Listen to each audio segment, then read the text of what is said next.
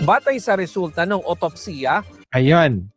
Ayan na. blunt traumatic injuries sa ulo, katawan, kaliwang kamay at lower Ayan na. extremities na dulot ng pagkahulog mula sa Ayan. Yan na yung ano ngayon. Diba? Ano ba yung dati? Okay, ito na ang dati mga kaloys. Ano yung dati na drawing? Ayan. Nabago nga, nagulat ako. Ang dami na. Ayan. Okay? Ayan po.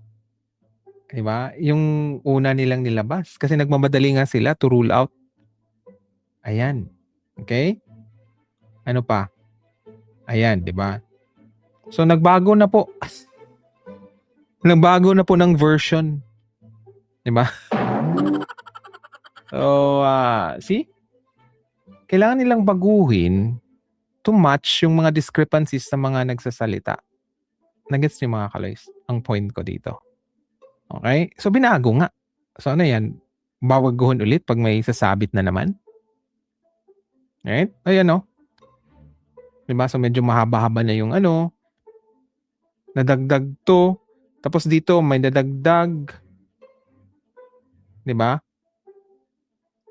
Tapos instead of 19, naging 20. Ano ba yan? Tapos dito, may sugat na. So, ang daming nadagdag mga kaloys. Anyway, let's continue dito sa sinasabi niya. taas na lugar ang naging sanhi ng kanyang pagkamatay. Yung contusions at abrasions po doon sa kamay niya at saka yung sa likod ng katawang bahagi, kaliwang bahagi, ay nagkaroon po ng vertical pattern of abrasions or gasgas. Nagkaroon din po ng subdural hemorrhage doon po sa brain because of the vertical or the longitudinal axis impact during po sa paglapag niya po doon sa kinalapagan niya. Tinatayang may taas na katumbas ng 6 hanggang 9 na palapag ang bangin na kinahulugan ng opisyal.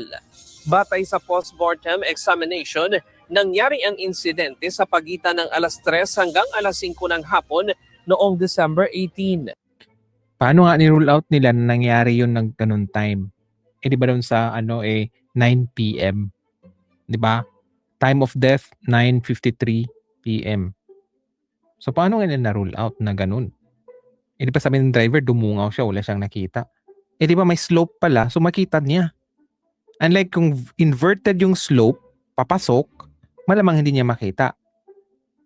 Pero pag ganun yung slope so makikita niya.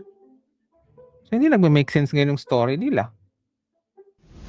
Thank you for watching our videos. Please don't forget to click the subscribe button and the bell notification icon so you will be notified of our latest videos.